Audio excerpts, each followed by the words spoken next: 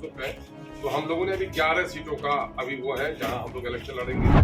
तो एक बड़ा आरोप हम लोग का रहता था कि भाई सब हम लोग कांग्रेस के खिलाफ लड़ते हैं, जहाँ बीजेपी, जदयू और कांग्रेस और शायद मुमकिन है कि राजद का तो कोई है नहीं, तो हम लोग ये तीनों जो हम वर्तमान में हैं उनके खिलाफ हम लोग इलेक्शन लड़ने जा रहे हैं कि इस मुल्क में कम्युनिज्म ने नुकसान पहुंचाया और धोखेबाज सेकुलर ताकतों ने धोखा पहुंचाया है। दलित जो मूल निवासी रहे इस देश के, जो अकलियत के लोग हैं, उनके साथ नाइंसाफी होती रही है। यहाँ जो जहाँ मुसलमान हैं वहां पर तरक्की नहीं हुई। आप सीमांचल में रह रहे हो, बता लो सीमांचल का पर कैपिटा इनकम।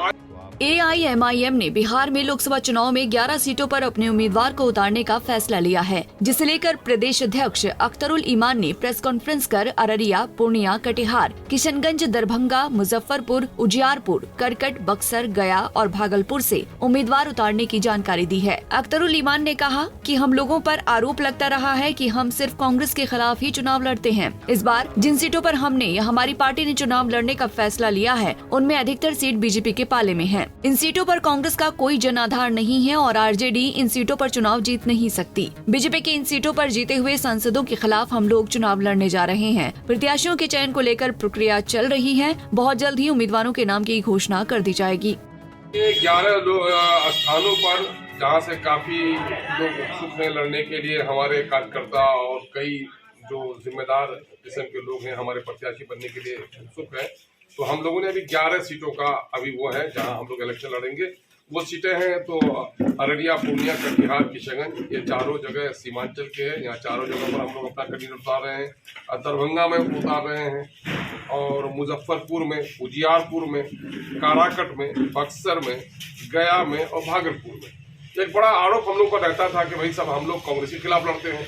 तो आप देख लेंगे ये जिन चीजों का हमने किया है, चाहे उजियारपुर को देख लीजिए, कराकट को देख लीजिए, दरभंगा को देख लीजिए, हम लोग जहाँ बीजेपी, जदयू और कांग्रेस और शायद मुमकिन है कि राजद का तो कोई है नहीं, तो हम लोग ये तीनों जो हम वर्तमान में हैं उनके खिलाफ हम लोग इलेक्शन लड़ने जा रहे हैं। हमारा मामला यही है कि सेकुलर समाज बने और दलितों और अकलियतों को मान और सम्मान बने। सिर्फ सेकुलरिज्म के नाम पर इनका शोषण और दोहन होता नहीं रहे। बिहार की जो जाति आधारित गणना आई है उसने चौंका दिया है लोगों को कि इन दलितों ने और मुसलमानों ने हमेशा लोगों को वोट दिया, लेकिन उसकी हिस्सेदारी कभी नहीं तय की, जिसके नतीजे में आर्थिक, सामाजिक, शैक्षणिक और सरकारी नौकरियों में इनकी हिस्सेदारी अत्यंत कम है। जाहिर है कि दलितों और अकलियतों के इस नाइंसाफी के खिलाफ तो हमारा एक मजबूत लड़ाई लड़ना हमारे लिए जरूरी है। इस वजह से पार्टी ने फैसला किया है। सर, किन्हीं पार्टी के साथ गठबंधन करके आप चुनाव लड़ेंगे या अकेले चुनाव लड़ेंगे? हमारी 1-2 पार्टी से भी बात चल रही है और वो हमारे नेशनल प्रेसिडेंट जनाब बैरिस्टर असदुद्दीन अवैसी साहब से हैदराबाद कई जगह के लोग गए हैं। हम लोगों ने कहा कि जो कुछ भी हमारी पॉलिसी बनेगी, लेकिन हमारा मामला चूंकि वहां से तय होता है, तो अभी कई जगह के जो प्रत्याशी लोग हैं वो लोग हैदराबाद गए हुए हैं और अलायंस के सिलसिले में बात चल रही है। सर, 11 सीटों पर प्रत्याशी भी चयन हो जाएगी? नहीं, प्रत्याशी का मामला अभी अंडर कंसिडरेशन है, और लेकिन ये है कि सीटों के बारे में हम लोगों ने प्रस्ताव दिया है। सर, आप प्रदेश अध्यक्ष आप किशनगंज की लोकसभा सीट से चुनाव लड़ेंगे? जी, मेरा तो ऐलान भी कर दिया है पार्टी के नेशनल प्रेसिडेंट जनाब बैरिस्टर असदुद्दीन। किशनगंज के अलावा और भी प्रत्याशी की घोषणा हुई है? नहीं, घोषणा तो मैंने कहा ना कि इन सीटों का चयन हुआ है, इन सीटों का चयन हुआ है, अब प्रत्याशियों का चयन होगा। मुद्दा क्या रहेगा?